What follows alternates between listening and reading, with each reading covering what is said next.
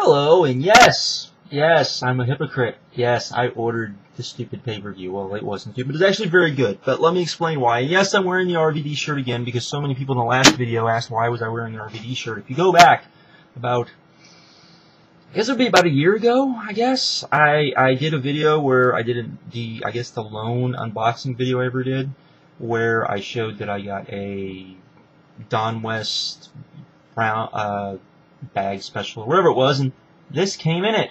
So yes, that is why, ladies and gentlemen, that I'm wearing this. Now, why did I order the pay-per-view? I didn't order the pay-per-view because I planned on ordering the pay-per-view. I ordered the pay-per-view because this morning, as I was heading to work, because I had to work this morning, I was heading to work, and I got a phone call from one of my very good friends, who is, I think, one of the two friends I have that are actually pro wrestling fans.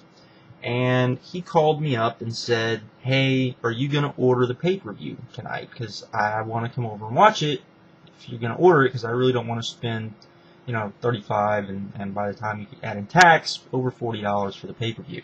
And I was like, I hadn't planned on ordering it. No. And he goes, oh, well, I heard it was going to be really good and this, that. And then it dawned on me that I was like, oh, you know what? The last time that he had called me to ask me if I was actually going to order a pay-per-view, just because he had heard about it, was way back in the day, Man Up, with the first ladder board. He had heard through other friends of his who are wrestling fans of his, who are wrestling fans, and also I guess he had read online or something about the pay-per-view, and decided that he wanted to see it, but knew that I knew more about Ring of Honor than him, so he wanted to watch it with me. So that was the last time that he had actually called me and asked me if I wanted to watch a pay-per-view with him. So I was like, you know what, that was the last time. A lot of people in here on YouTube were going to order it, so I was like, you know what, okay, I'll watch it with you. So I tried to get him to actually do a video with me, and he wouldn't do it. So, unfortunately, because it would be interesting to get his perspective, because he's definitely more of a casual fan, I guess, or a more of a smart casual fan, I guess. He sometimes thinks he knows more than he actually does, but that's beside the point.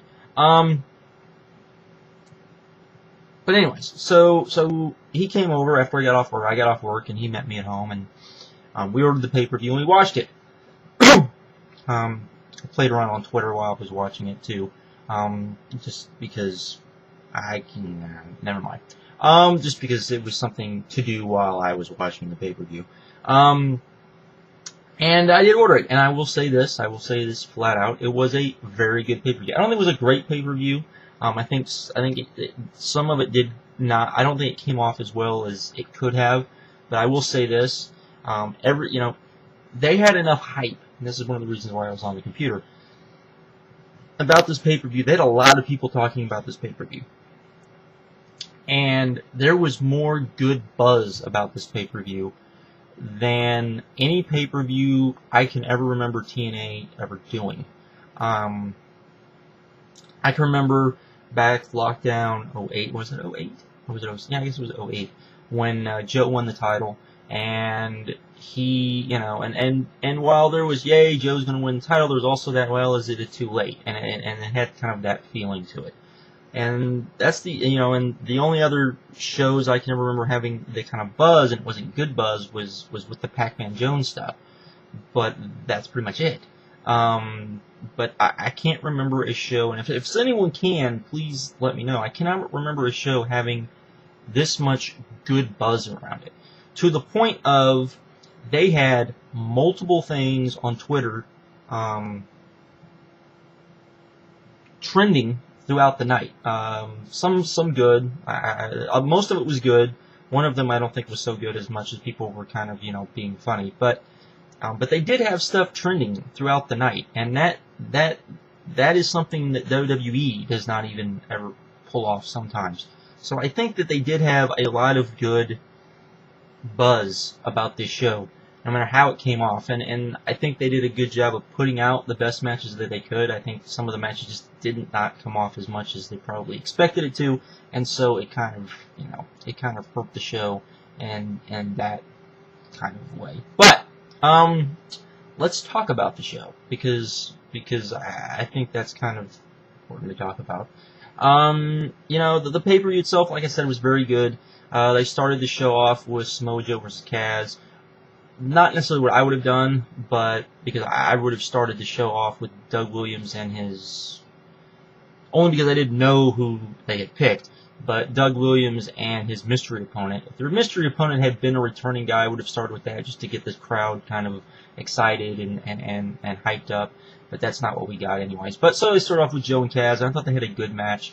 I thought that Joe looked like Joe of old. He looked like he cared. He looked like he went out there and tried to prove something. And I think Kaz looked pretty good.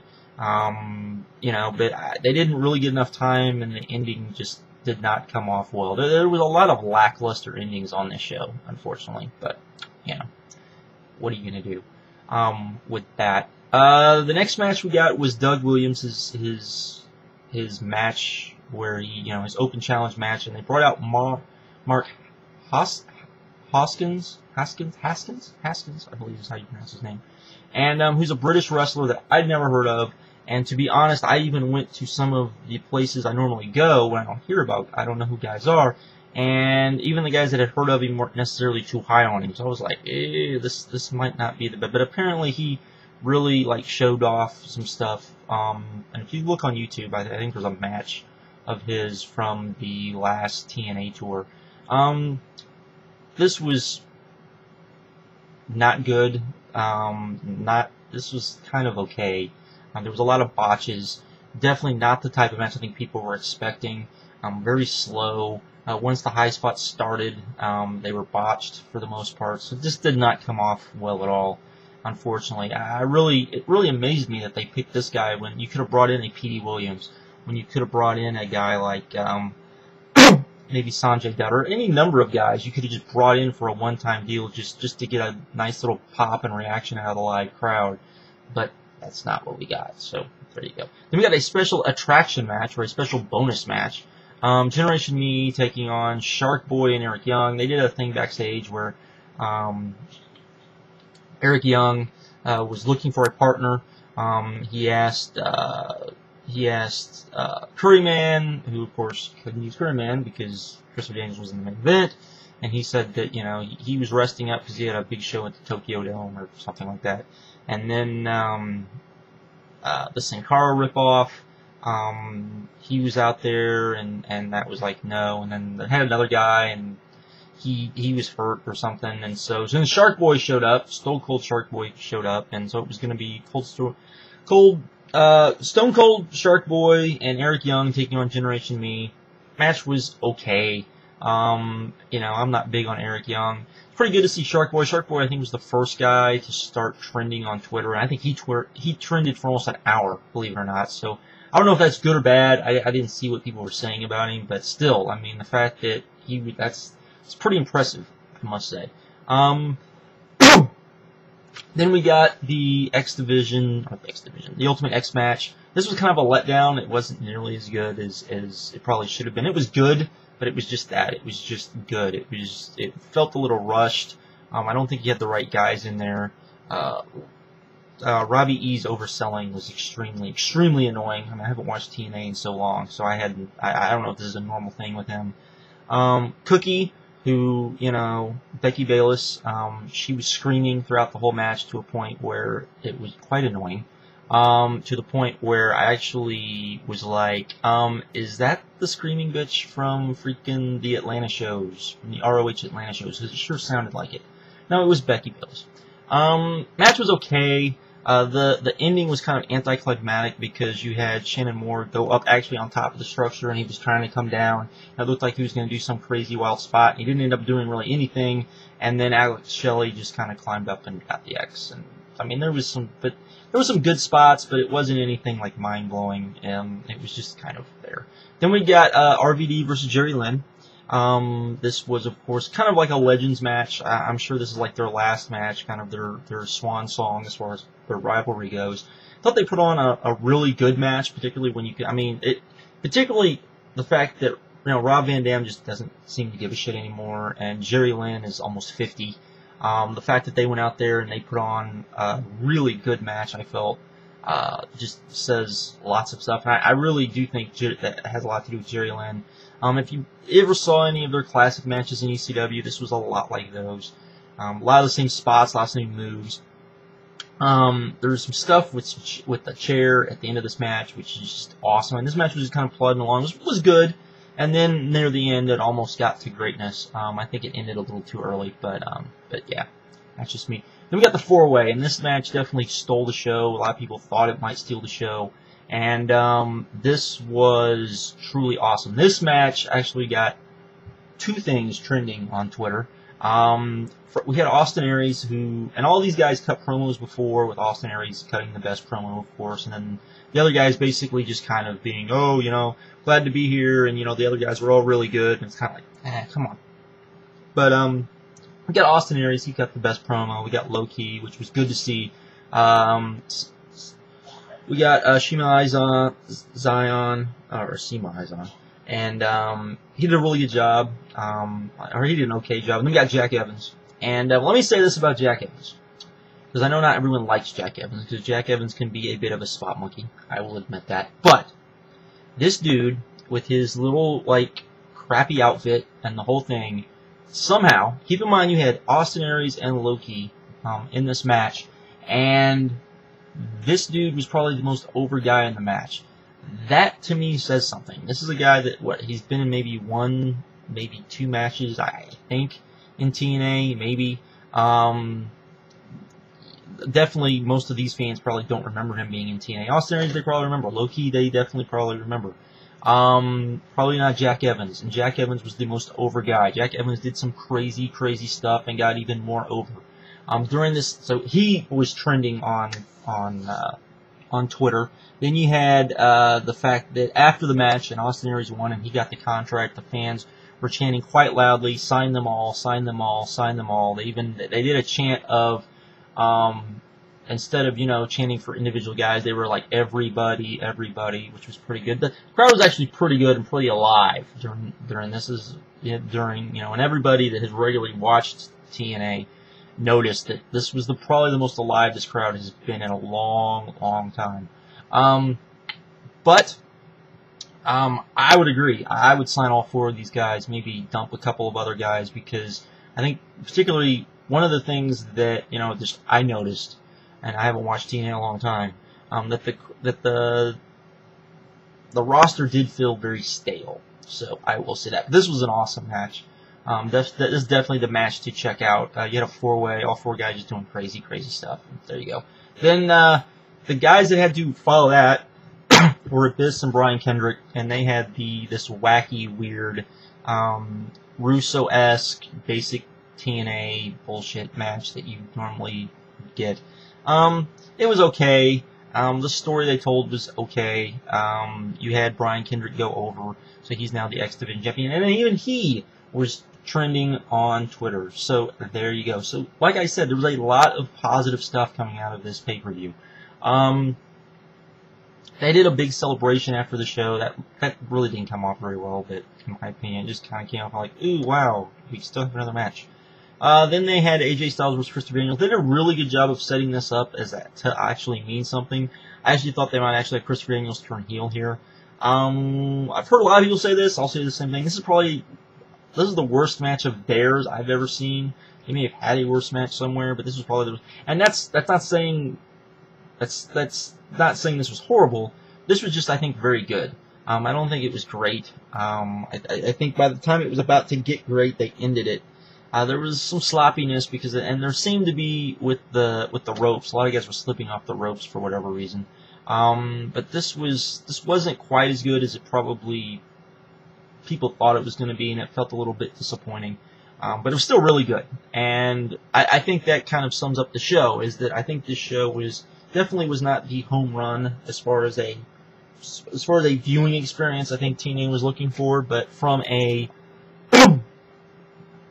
but I haven't heard anybody say they had a bad time watching it. I didn't have a bad time watching it. I just felt it was just missing something. I don't know what that something was, but it was just missing that one thing that just would have made this just a really great pay-per-view instead of a really good pay-per-view. And people are going to call me biased and whatnot, but I just felt it was missing that thing that just would make it great. It was really good. It just wasn't quite great.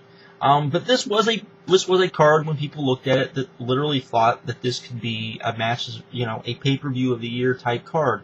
And when you consider that you had no beer money on here, there was no Kurt Angle on here, you know, Pope wasn't on here. You had some other guys from TNA that weren't on this card. The fact that you had, you know, 4 guys in the Ultimate X match on here, you know, that takes up some stuff. You did have Generation Me, but they really weren't in a match where they really could showcase, you know, kind of what they could do. You know, so I definitely think that this is the type of match that I think that, or the type of pay-per-view that I think they can put on all the time, and that's kind of the sad part about it. Because I really think on paper this looked like it would be a great show, and I just don't think for whatever reason it's one of those things where I'm not going to fault them for doing anything bad, because really, other than I would say the excuse me, the Ultimate X match and the Joe match, I thought the endings pretty much were you know, those 2 matches, I think the endings were a little bit eh. I thought the booking of the Abyss Brian Kendrick match was eh, but it was nothing that would be like detrimental. It just kind of those matches just didn't kind of end the way you would hope so. They just kind of felt disappointing, not in a bad way, just you'd want to see more. So, you know, I would say that's kind of the show. It just wasn't quite what it could be. But I don't think you can necessarily blame TNA for that, because I don't think it was necessarily anything TNA did. I think it just came off that way. But I think that this is the type of show that they could put on kind of all the time. And unfortunately, we don't see it, or we don't get it. And that's unfortunate, because I think if they did, I mean, if you look at the positive buzz that they got from this show, I think that goes a long way. I think that goes a long way into seeing, you know, seeing how well they can do. It is going to be interesting to see how this show did on pay-per-view. Early, from what I heard early, is that it was going to do better than what the average pay-per-views were doing, but maybe not as good as like some of the top getters. But we'll wait and see. We'll see where we get. Hopefully it is. You know, I mean, I would hope that my thing about it is not even, you know, the buy rate. My thing is more of just the good, positive buzz that if you just listen to people talk about this show, that it was. Even, I've heard most people say that they didn't think it was a great show, but they felt they got their money's worth. They felt like they weren't insulted. They felt like if this was the type of show that TNA normally put on, they would buy it. And I think that's what you're looking for, and I think that's what they have not necessarily had.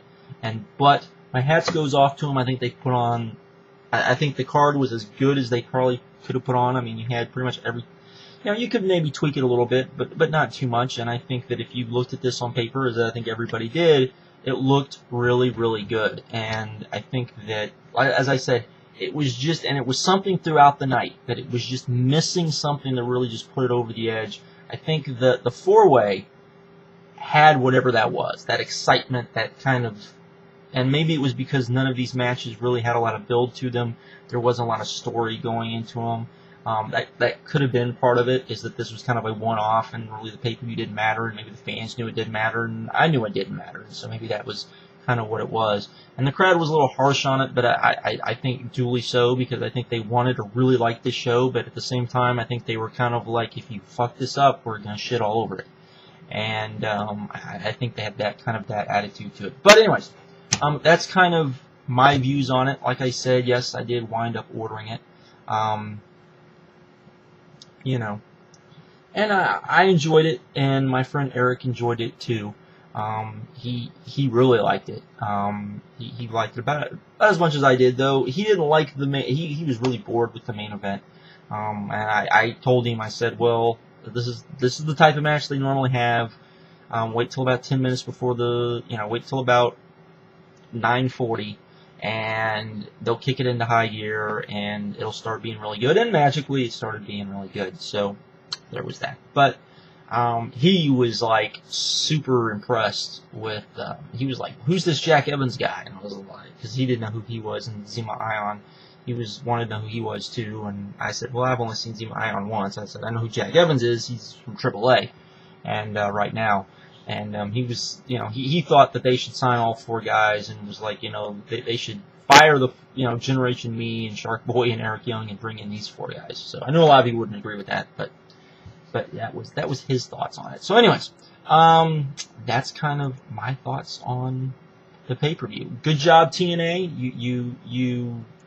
You deserve to, you know, even though this wasn't a great show, I think if it wasn't a great show, but it was a show that people felt good about, and I think that's that isn't something you don't always get. And I think even though some people, you know, even I would say I think most people probably somewhat disappointed in the show, but they still felt good about the show. And I think that is one thing that is sorely missing from, you know, TNA shows and WWE shows as well. So there we go. So with that, I'm out. You guys can call me hypocrite and whatever else you want. So anyways, later.